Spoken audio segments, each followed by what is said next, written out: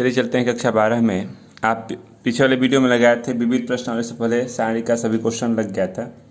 पहला क्वेश्चन आपके सामने दिख रहा है, कह रहा है कि x का मान क्या होगा। ठीक, चलिए सॉल्व करते हैं। आप इस सारणी को तोड़ेंगे तो तिरछा गुणा करते हैं यानी x स्क्वायर, इसका यहाँ करेंगे तो 36 हो गया, ये हो गया 36 और यह भी 36 हो गया। x का वर्ग ऋण 36 बराबर 0, x का वर्ग बराबर 36, तो x बराबर 36 का वर्गमूल ले लीजिए, कितना हो जाएगा धन ऋण 6, यानी x का मान क्या होगा धन ऋण 6 हो जाएगा। दूसरा क्वेश्चन दे रहा है कि यदि, ध्यान से सुनिए, दूसरा क्वेश्चन कह रहा है कि यदि एक 3 गुणित 3 कोटि का वर्ग आव्यूह है तो के ए सारणी का मान क्या होगा। सारणी के ए का मान क्या होगा ये पूछ रहा है, जबकि ए कह रहा है इतना है। यानी हमने अगर मान लिया कि ए कैसा है तो कह रहा है 3 गुणित 3 का, यानी हमने कह दिया A1 A2 A3 B1 B2 B3 के, और यहाँ पे हम कह सकते हैं कि C1 C2 और C3 हो, अगर ऐसा यह A है तो A है तो के ए कितना होगा। के ए का मतलब सभी के साथ आप के का भीतर मल्टीप्लाई कर रहे हैं, तो के A1 के A2 के A3 के B1 के B2 के B3 बोल सकते हैं, के C1 के C2 और के C3 बोल सकते हैं। के कामन के कामन के कामन कामन करेंगे तो इसका रिजल्ट हमारे पास आ रहा है कितना, के बाहर करेंगे तो ये देखिए यह के ए सारणिक है। अब इसको हम करेंगे तो के क्यूब और यह रिजल्ट हमारे पास आ रहा है कितना। तो आप इसको देखते हुए आप कह सकते हैं कि इस रिजल्ट को हम लिख सकते हैं A1 A2 A3 B1 B2 B3 C1 C2 C3 और यह रिजल्ट हमारा A है तो k के घात 3 इंटू ए कह सकते हैं, यानी के ए सारणिक का मान कितना होगा, तो यह इसका मान हो जाएगा। यह एक सारणिक है, नोट कर लीजिए। चलिए चलते हैं इसी तरह से क्वेश्चन नंबर नेक्स्ट अगले वाले पे। सत्य असत्य बताना है, तो ए सारणिक एक वर्ग आव्यूह है। कौन सा कथन सत्य है, कह रहा है इसमें कि सारणिक एक वर्ग आव्यूह है। वर्ग आव्यूह भी हो सकता है, नहीं भी हो सकता है, यानी यह सत्य है। सारणिक एक वर्ग आव्यूह से संबद्ध एक संख्या है, नहीं। अगला कहता है सारणिक एक वर्ग आव्यूह से संबद्ध एक संख्या है, हाँ ये हो सकता है, इनमें से कोई नहीं, यानी सी वाला विकल्प आपका सही है। चलिए चलते हैं नेक्स्ट क्वेश्चन नंबर 4 पे। 4 नंबर में अगर आपको दिया गया है, ध्यान से देखिएगा, 4 नंबर में कह रहा है कि शीर्ष दे दिया गया है 2 ऋण 6 5 कामा 4 और के कामा 4। यह त्रिभुज के 3 शीर्ष हैं। कहता है इसका क्षेत्रफल, यदि हमको दे दिया गया इसका क्षेत्रफल 35 वर्ग मात्रक है तो के का मान क्या होगा। तो क्षेत्रफल का फार्मूला होता है, आपको याद भी है कि क्षेत्रफल के फार्मूले को आप डेल्टा से दिखाते हैं, 1/2 के साथ होता है। आप इसको x1 y1 x2 y2 x3 y3 1 1 1 बोलते हैं। तो x1 y1 x2 y2 x3 y3 चलिए रख दीजिए, तो यहाँ पे हो गया 35, 1/2 के साथ है। x1 y1 की जगह पे 2 x1 y1 2 ऋण 6 5, यहाँ पे हो जाएगा 4 और यहाँ पे हो जाएगा के 4, यानी 1 1 1 कर लीजिए, तो 35 दूना के 70 हो गया। चलिए इसको सॉल्व करते हैं। तो सॉल्व करने में सबसे आसान सा तरीका है कि जब 1 1 है, तो जब 1 1 है तो या तो विस्तार कर लीजिए या तो 0 कर लीजिए। चलिए हम 0 कर लेते हैं 2 को। तो आपने कहा कि यहाँ हमने कहा कि R1 की जगह पे R1 माइनस R2 और R2 की जगह पे R2 माइनस R3 करना चाहते हैं। तो चलिए जो करना चाहते हैं करिए। तो R1 ये है, R2 ये है, घटाइए तो ये हो गया 5 में से 2 में से 5 गया, ऋण 3 ऋण 6 ऋण 10 0, ये हो गया 5 ऋण के, ये हो गया 0 0 के 4 1। तो अब इस 1 का विस्तार करना होगा। चलिए 1 का विस्तार करते हैं। तो 1 का विस्तार करेंगे तो 1 कट गया, ऐसे ये बच गया। तो आप इसका विस्तार करेंगे तो विस्तार करेंगे कितना हो गया, ऋण 3 गुणित 0 यानी 0 ऋण 10 और 5 ऋण के कर लीजिए, व्यवस्थित करते हैं तो ये हो गया 70, 0 धन 10 10 का गुणा करिए तो 50 ऋण 10 के इधर आएगा, 10 के बराबर 50 ऋण 70, ठीक ना। चलिए इसको व्यवस्थित कर लेते हैं। इसको अगर इसको हम व्यवस्थित करेंगे तो कितना रिजल्ट आपको दिख रहा है, आप देख सकते हैं कि 10 के बराबर ऋण 20, यानी के का मान कितना होगा ऋण 2 लिख सकते हैं। नोट कर लें। क्वेश्चन आपको दिख रहा है कि ए आई जे का मान क्या हो सकता है, आपके सामने दिया गया है। ए आई जे के मान ज्ञात करने के लिए इसमें से कौन सा विकल्प सही हो सकता है। अगर मान लीजिए ए आई जे लेते हैं, यानी 1 2 ले लें, तो 1 2 ले लें यानी 12 को तोड़ेंगे तो आपके पास ऐसा रिजल्ट और इसका ये इंटू हो सकता है। यानी ए आई जे की अगर हम बात करें ए आई जे के बाद, तो इसमें आप सिमिलर याद रखिएगा कि जो पहला वाला प्रोडक्ट है वही दूसरा वाला भी प्रोडक्ट होना चाहिए। यानी ए आई जे की बात करेंगे तो ए 11 ये लिख सकते हैं, फिर ए 21 कर सकते हैं, ए 31 तो यह ए 31 कर सकते हैं। यानी ये वाला जो भी विकल्प होगा ये आपका आंसर हो जाएगा। देख लीजिएगा विकल्प कौन सा हो रहा है।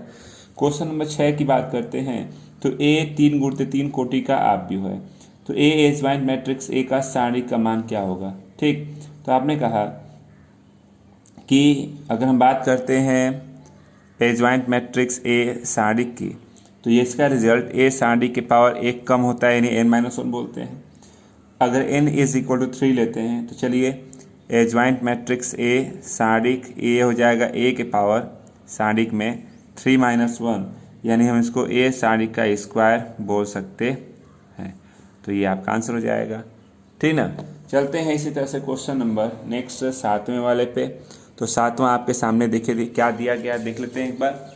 7वें में दिया गया है कि यदि ए कोटि 2 का व्युत्क्रमण या आव्यूह है तो दे ए इनवर्स कर रहा है कि बताइए।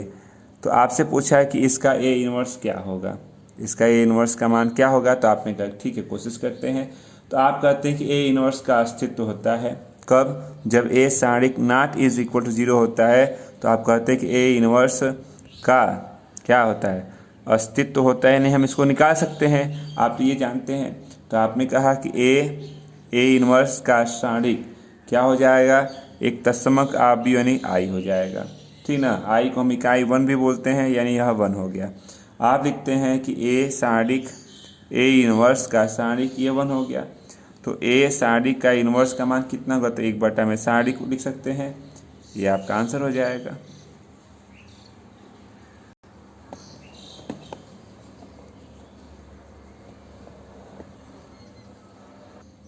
कहता है क्वेश्चन में कि इसका रिजल्ट, इसका मान क्या होगा। तो आपने कहा कि हम ले लेते हैं इसको यहाँ से। हमने कहा कि x+2 x+3 x+2 है। हम R2 की जगह पे R2 - R1 + R3, यानी आप R1 और R3 को जोड़ करके इसमें से घटा दीजिए।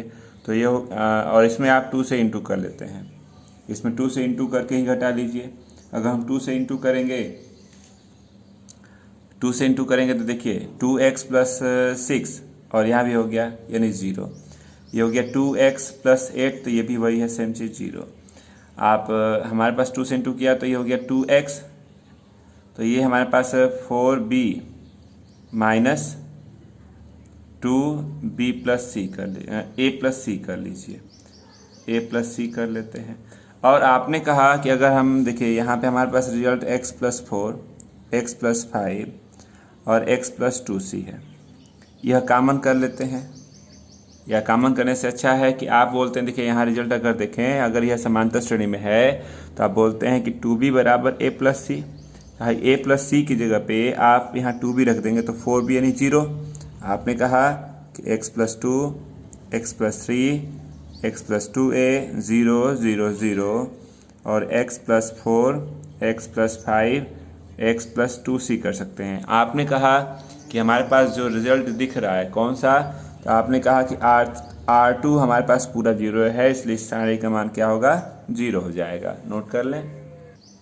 चलिए नेक्स्ट क्वेश्चन नंबर 9 पे चलते हैं। तो 9 नंबर आपको याद होगा कि दिया गया है कि ए दिया गया है कितना, ए दिया गया हमको x 0 0 0 y 0 0 0 z।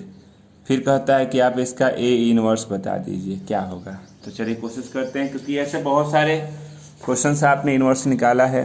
तो इनवर्स निकालने के लिए पहले ए सारणिक निकालते हैं। ए सारणिक का मतलब हमको दिख रहा है कि यहाँ पे देखिए x का ही विस्तार कर सकते हैं, विस्तार करेंगे तो x कट गया, यहाँ वाई जेड माइनस 0 बाकी 0 है, यानी कि इसका मान एक्स वाई जेड आया।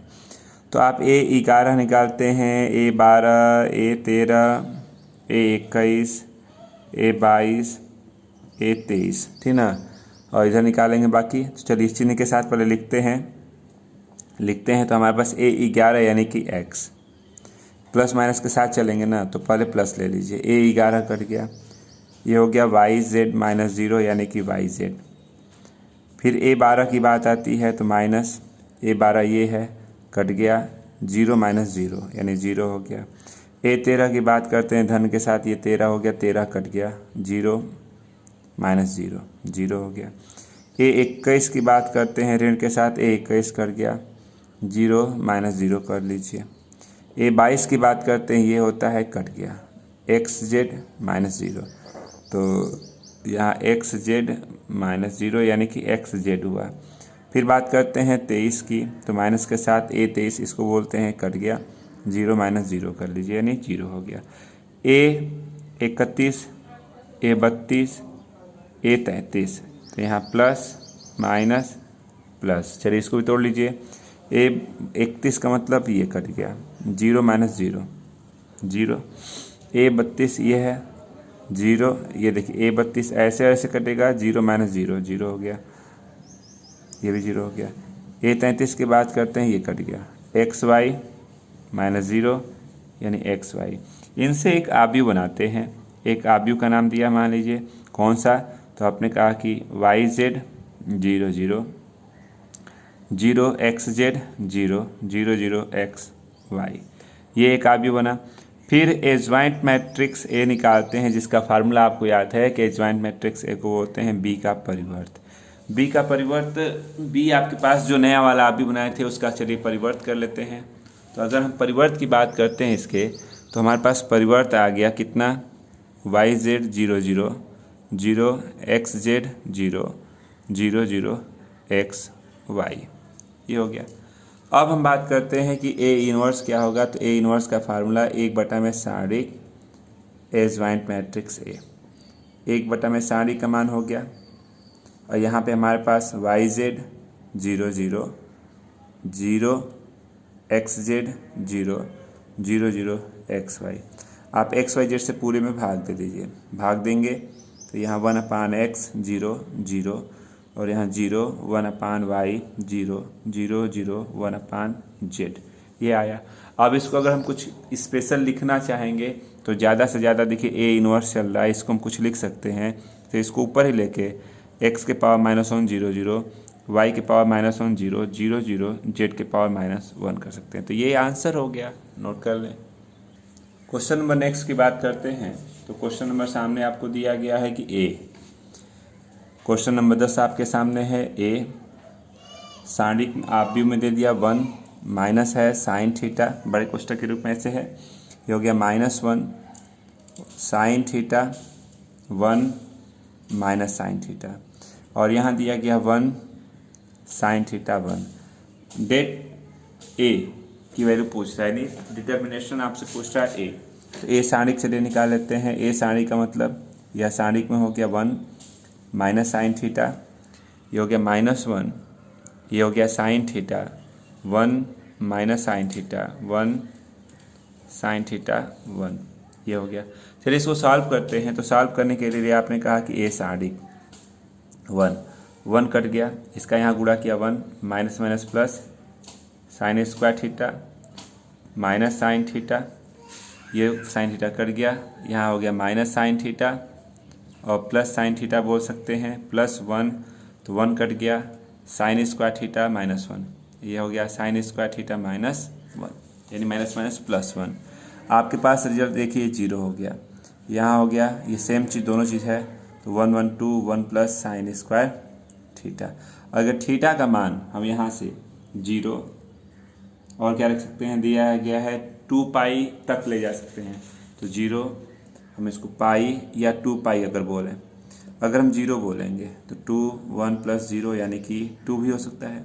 अगर थीटा का मान हम यहाँ से π/2 या 3π/2 लेते हैं तो 2 कितना हो जाएगा इसका मान, अगर इसके बीच अगर हम लेना चाहते हैं π/2 और 3π/2, तो तो 1 + 1 यानी 2, 2 2 या 4, यानी 4 भी हो सकता है, 2 भी हो सकता है। तो जो विकल्प सही होगा उसको निशान लगा लेंगे, नोट कर लीजिए। क्वेश्चन नंबर 11 की बात अगर हम लोग करें तो 11 नंबर में अगर आप देखते हैं तो 11 नंबर में दिया गया है कि सिद्ध कीजिए कि सारणिक थीटा के मान से स्वतंत्र है, यानी इसमें थीटा की वैल्यू की कोई ज़रूरत नहीं पड़ेगी। तो चलिए विस्तार कर लीजिए बस। तो अगर हम विस्तार करते हैं तो x कट गया, ये हो गया माइनस एक्स कर लीजिए, माइनस साइन थीटा कट गया। यहाँ इधर करते हैं तो minus sine theta minus x cos theta, plus cos theta अगर लेते हैं तो कास थीटा कट गया, minus sine theta plus x cos theta कर सकते हैं। चलिए यहाँ पे हो गया -2x² plus sine square theta plus x sine theta cos theta minus sine theta cos theta plus x cos square theta. आपने कहा कि अगर ध्यान देते हैं आप तो हमारे पास जो रिजल्ट दिया गया है आप उसी से अगर चलते हैं तो चलिए यहाँ क्वेश्चन आपका गलत हो गया था। देखिए यहाँ x था, यहाँ 1 हो गया था, इसको सही कर दिया गया। अब इसका विस्तार कर लेते हैं आप। x ये कट गया, -x² -1 minus sine theta cut गया, यहाँ इंटू करेंगे -x sine theta minus cos theta plus cos theta cut गया, माइनस साइन थीटा और प्लस एक्स कास थीटा कर लीजिए, ठीक ना। चलिए इसका अगर हम विस्तार करते हैं, ध्यान दीजिएगा, इसका अगर विस्तार करेंगे तो -x³ minus x minus plus x sine square theta, यहाँ हो गया साइन थीटा कास थीटा, यहाँ minus sine theta cos theta और plus x cos square theta. देखिए ये प्लस माइनस से कट गया, -x³ माइनस एक्स, इसमें और इसमें हम x कॉमन करेंगे तो आप इसको sine square theta cos square theta यानी 1 -x³ minus x plus x, ये -x³ आ रहा है इसका रिजल्ट। इसमें देखिए थीटा की कोई वैल्यू लास्ट में हमारे पास जो रिजल्ट आया है थीटा की वैल्यू है ही नहीं, यानी यह थीटा के लिए स्वतंत्र है। तो आपको यही दिखाना था कि इसमें थीटा की कोई वैल्यू की जरूरत नहीं है। तो नोट कर लीजिए। कह रहा क्वेश्चन नंबर 12 में, ध्यान से सुनिएगा कि बिना विस्तार किए इसको आपको इतना प्रूव करना है। तो आपने कहा कि लेफ्ट वाला साइड लेते हैं, ध्यान से सुनिएगा, ABC से गुणा और ABC से भाग कर लीजिए। ये ABC A² B² C² BC CA AB रख दिया। अब आपने क्या किया कि ABC के जो बटा में उसको रहने देते हैं, सावधानी से इसको भीतर लेना चाहते हैं। एक A से इसमें इंटू कर लीजिए तो A² A³ ABC, इसमें B से इंटू कर लेते हैं B² B³ ABC C² C³ ABC किया इंटू। अब इसमें से ABC कॉमन है, बाहर आया तो ABC पहले से था, यहाँ बचा क्या, तो आपके पास रिजल्ट बच रहा है A² B² C² A³ B³ C³ 1 1 1, ये बचा। अब आपने कहा कि हम रिजल्ट को देखते हुए इसको हम यहाँ लाते हैं, इसको यहाँ ले जाते हैं, ये तो कट गया तो माइनस बाहर जाएगा, ये A² B² C² 1 1 1 A³ B³ C³, इसको हम यहाँ लाते हैं, इसको यहाँ आपस में रिप्लेस करते हैं, फिर माइनस बाहर गया यानी plus 1 1 1 A² B² C² A³ B³ C³। आपके पास यही है राइट हैंड साइड जो प्रूव करना था। तो नोट कर लीजिए। आज के लिए इतना ही वीडियो को रखा जाए, ठीक ना। अब इसके बाद कल इस लेसन को कोशिश किया जाएगा इसको ख़त्म कर दिया जाए। तो आज के लिए बस इतना ही रहने दें।